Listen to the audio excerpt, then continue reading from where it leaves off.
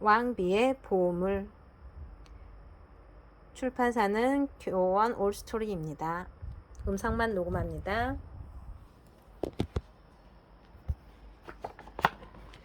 옛날 로마에 아주 아름다운 왕비님이 살고 있었어요. 왕비님은 얼굴과 자태도 아름다웠지만 화려한 장신구와 고운 옷으로 더욱 아름답게 꾸미고 뽐내는 걸 좋아했어요. 사람들은 항상 왕비님의 아름다움을 칭송했어요. 모두들 나만 지나가면 넋이 빠져서 보는군. 하긴 하찮은 백성들의 눈에 나의 화려한 모습은 정신을 잃은 만큼 아름다워 보이겠지. 허허허. 왕비님은 겉모습만 아름답고 신하와 백성들을 대하는 마음은 아름답지 않았던 거예요. 오늘은 왕비님의 화려한 행차가 있는 날이에요. 백성들은 왕비님의 모습을 보기 위해 모두들 길에 나와 서 있었지요. 아름다운 왕비님을 직접 뵐 수 있다니 정말 영광이군. 그러게 말일세. 저기 왕비님께서 오시나 보군. 왕비님의 행차가 지나가자 백성들은 양쪽으로 비켜서서 고개를 숙이고 정중히 왕비님을 맞이했어요. 굽실거리는 백성들 좀 보라지. 어디 이 예쁜 보석들 구경 좀 시켜줄까? 왕비님은 긴 머리를 뒤로 넘기며 온몸 곳곳에 치장한 보석들을 백성들에게 드러내 보였어요. 그 순간 왕비님의 손목에서 값비싼 팔찌가 땅으로 떨어졌어요. 하지만 왕비님은 그 사실을 알아채지 못했지요. 행차를 마치고 궁으로 돌아온 왕비님은 팔찌가 없어진 것을 알고 깜짝 놀랐어요. 팔찌는 왕비님이 가장 아끼는 장신구였거든요. 커다란 보석이 여러 개 박혀 있어 무척 화려하고 값도 비쌌지요. 아니, 팔찌가 어디 갔지? 아까 밖에 나갔을 때 잃어버렸나? 화가 난 왕비님은 신하들을 불렀어요. 당신들은 팔찌가 떨어졌을 때 대체 뭐 하고 있었던 겁니까? 신하라면 왕비인 내 시중을 제대로 들었어야 하는 거 아닙니까? 당장 팔찌를 찾는다는 포고문을 곳곳에 붙이도록 하세요. 왕비님은 신하들을 거침없이 나무라며 소리쳤어요. 신하들은 화가 난 왕비님 앞에서 쩔쩔매며 어쩔 줄 몰랐지요. 곧이어 포고문이 로마 곳곳에 나붙었어요. 한편 이스라엘의 한 지방에는 학식이 높은 랍비가 살고 있었어요. 랍비는 제자들을 가르치며 꾸준히 학문을 닦았지요. 이 랍비는 성품이 매우 곧아서 옳지 못한 일을 보면 아무리 지위가 높고 권세가 있는 사람한테도 바른 말을 하는 것을 두려워하지 않았어요. 선생님은 참으로 대단한 분이셔. 옳지 못한 일은 꼭 바로 잡으시지. 그래도 사람을 골라가며 바른 소리를 하셔야지. 저러다가 높은 사람에게 큰 해를 입지는 않으실까 걱정일세.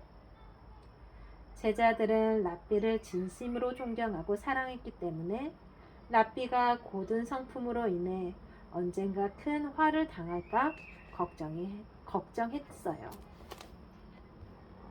어느 날 랍비가 볼 일이 생겨 로마에 가게 되었어요. 제자들이 먼 길을 떠나는 스승을 배웅하기 위해 모였지요. 모두들 내가 로마에 다녀오는 동안 학업을 게을리하지 말거라. 랍비는 배웅 나온 제자들에게 인사를 했어요. 예, 선생님. 선생님도 먼 여행 건강하게 다녀오십시오. 그런데 선생님, 로마 왕비에 대한 소문은 들으셨습니까? 무슨 소문인데 그러냐? 로마의 왕비는 신하들과 백성들을 매우 하찮게 여긴다고 합니다. 그래서 왕비에게 밉보이는 날에는 중벌을 면할 수가 없다는군요. 부디 왕비가 잘못된 행동을 하더라도 그냥 모른 척 지나치십시오. 랍비가 걱정된 제자들은 왕비님에 대한 소문을 알려주며 조심할 것을 당부했어요. 하지만 그 말을 들은 랍비는 빙그레 미소를 지을 뿐이었지요. 먼 길을 걸어 로마에 도착한 랍비는 큰 길을 지나다 여러 사람들이 모여 웅성거리는 모습을 보았어요. 무슨 일인데 저렇게 많은 사람들이 모여 있지? 랍비는 사람들이 모여 있는 곳으로 다가갔어요. 그곳에는 벽에 커다란 포고문이 붙어 있었지요.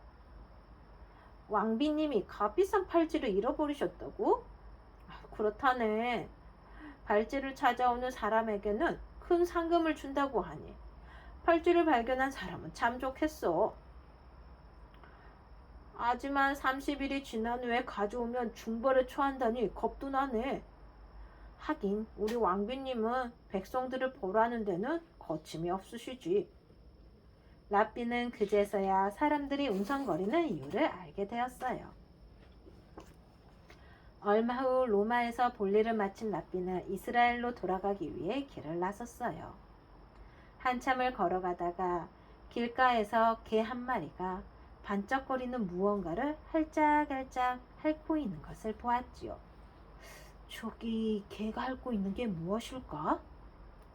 랍비는 가까이 다가가 자세히 살펴보았어요. 그것은 바로 포고문에 그려져 있던 왕비님의 팔찌였어요. 이럴 수가. 하필 내가 이 팔찌를 발견하다니.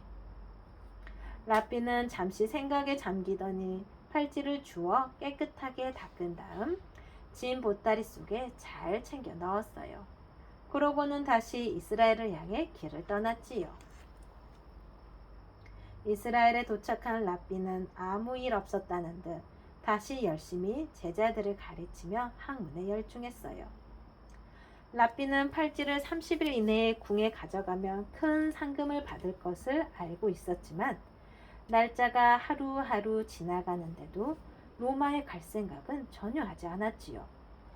그러던 어느 날 한 제자가 우연히 랍비의 가방 안에 아무렇게나 들어있던 팔찌를 발견했어요. 선생님, 이게 혹시 그 유명한 로마 왕비의 팔찌 아닌가요? 그렇다네. 지난번 로마에 다녀올 때 우연히 길에서 주웠지. 제자들은 모두 깜짝 놀랐어요. 선생님, 로마에서는 왕비가 잃어버린 팔찌 때문에 난리라고 합니다. 30일이 지나기 전에 어서 궁으로 가십시오.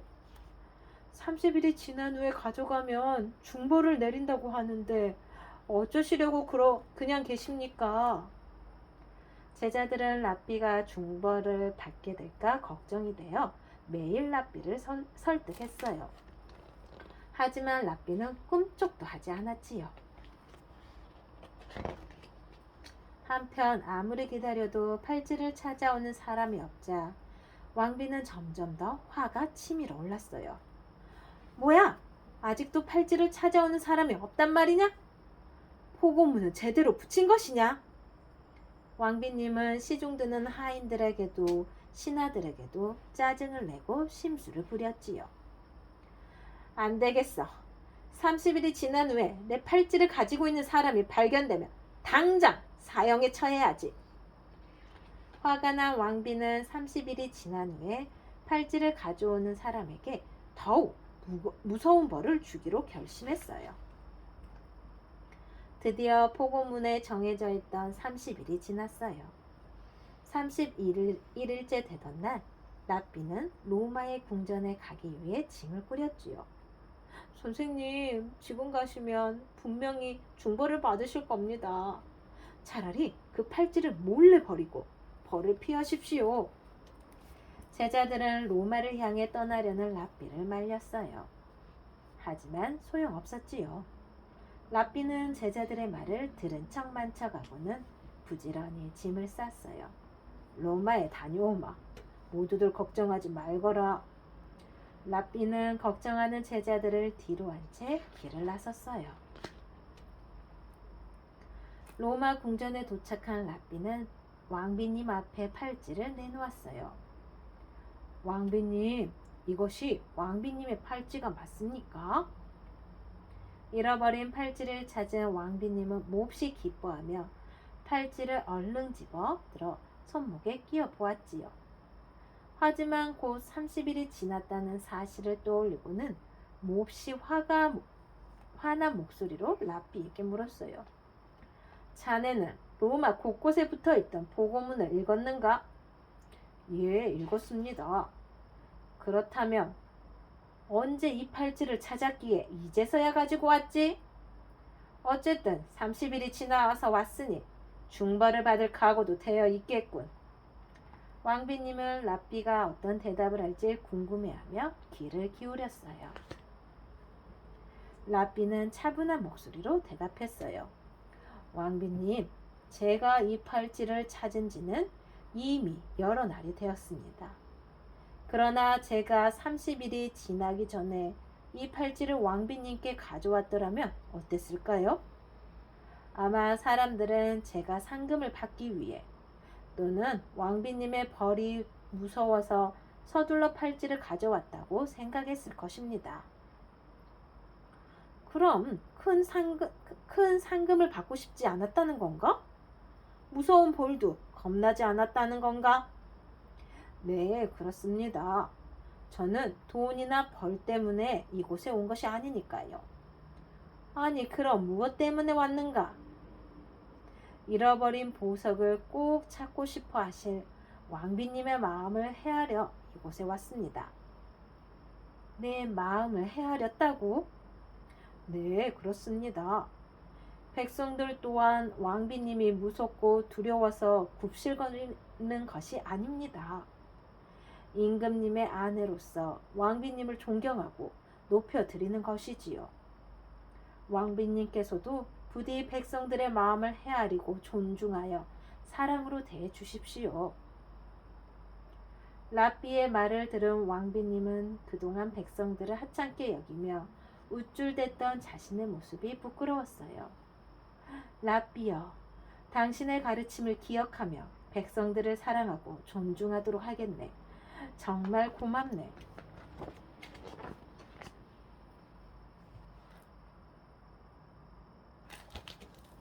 왕비의 보물 끝.